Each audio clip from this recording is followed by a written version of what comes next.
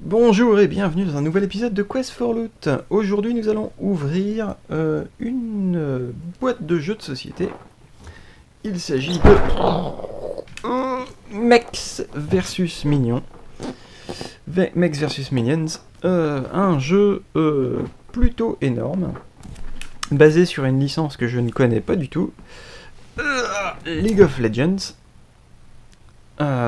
qui est apparemment un des jeux les plus joués au monde, voire le jeu le plus joué au monde. Et franchement, la seule chose que je connais de ce jeu, c'est qu'il existe. C'est tout, c'est mon expérience de League of Legends.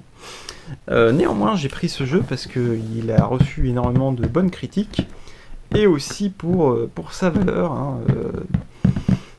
C'est un jeu qui coûte à peu près, grosso modo, 70 €, avec la conversion, voire 80 avec la conversion.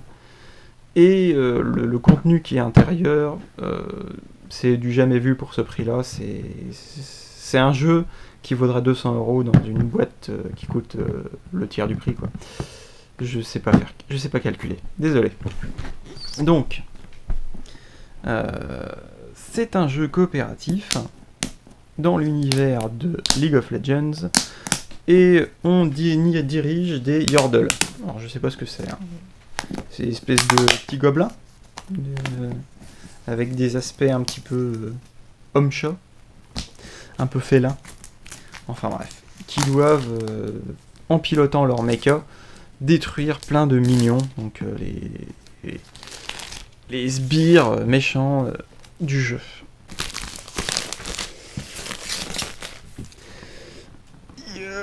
Hop là, open the box. Donc, on a un petit peu de fluff, en fait, si vous voulez, pour placer l'univers du jeu. Voilà, hop. Et on commence tout de suite à avoir beaucoup de matos. Donc,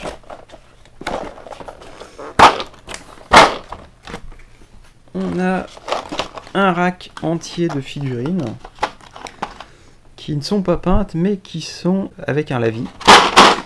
Il y a différents modèles de ces petits bonhommes. On a avec la hache qui se cache derrière son bouclier, et j'ai cru comprendre qu'il y avait un autre modèle, on va le trouver sûrement plus tard. On trouve aussi des gemmes, des dés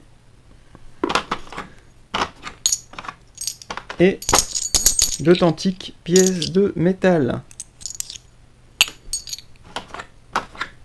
Déjà, les pièces de métal, c'est pas des choses qu'on trouve régulièrement dans les jeux. Je précise encore que c'est la version standard du jeu, c'est pas une version de luxe ni quoi que ce soit. Ils se sont fait plaisir, ils avaient envie de faire un jeu de luxe et ils ont fait un jeu de luxe.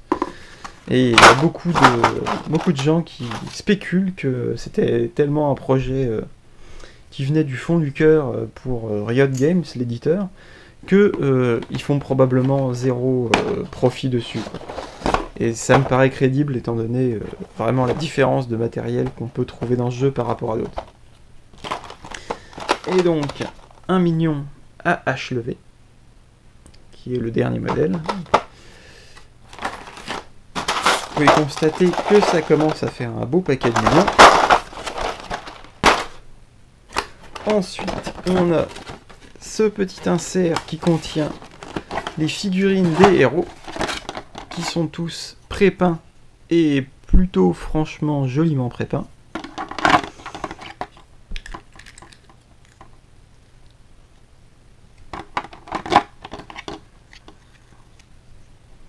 Pareil, la figurine pré-peinte, c'est un art qui s'est vraiment perdu dans les jeux de société.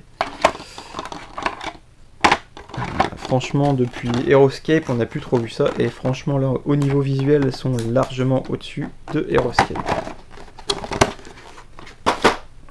Ici, on a encore des minions, tout un tas, et Donc on a des règles du jeu et des enveloppes. En fait, les enveloppes, elles contiennent des nouvelles règles et des fois du nouveau matériel, parce que c'est un jeu qui évolue. Un peu à la façon d'un Legacy, mais pas vraiment, c'est pas si drastique que ça. C'est des scénarios qu'on peut jouer et rejouer à loisir, mais ça permet de découvrir le jeu au fur et à mesure. D'ailleurs, un des gros principes du jeu, c'est qu'on peut y jouer sans avoir lu les règles. En fait, il y a un tuto qui explique comment installer le jeu et comment jouer tout en jouant. Ce qui est plutôt cool quand on est comme moi et qu'on déteste lire les règles. Hop.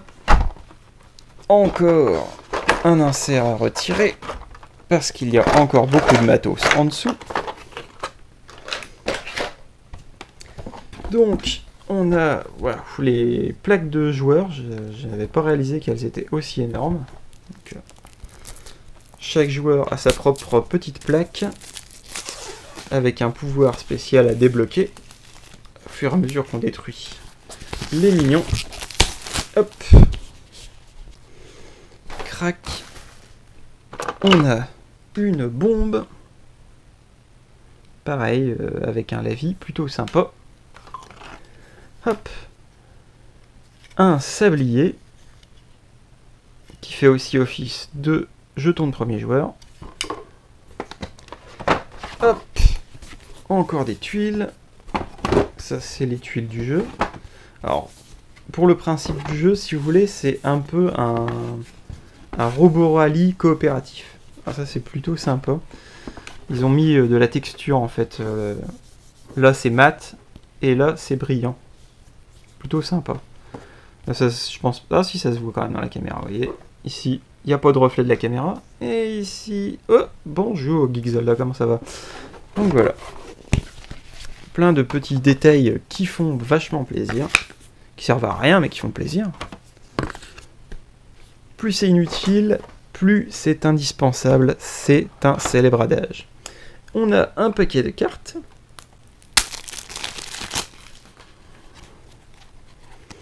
Donc, les cartes action qu'on va pouvoir mettre sur sa planche de personnage, hein, sur sa tuile de personnage, pour donner des actions à son mecha, le programmer et exécuter toutes les actions qui sont dessus. D'où le principe de programmation un peu à la Robot Rally. Mais encore une fois, en mode 100% coopératif, il n'est pas question de se marcher sur les pieds dans Mechs vs Minions.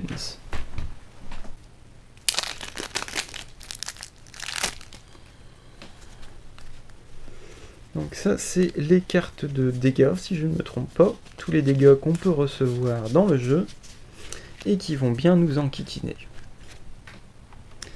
Il y a encore quelques minions au fond de la boîte, hein, comme quoi il y en a des tonnes. Je pense qu'il n'y a plus rien sous cet insert. Oh, si, il y a encore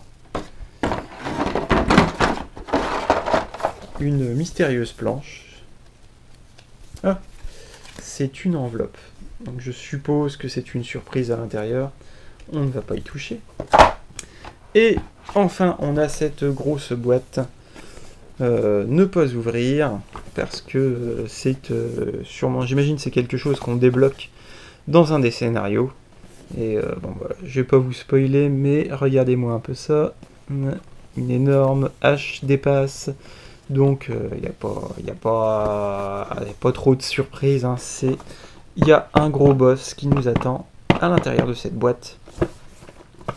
Et une figurine, encore une fois, entièrement peinte. Tchac!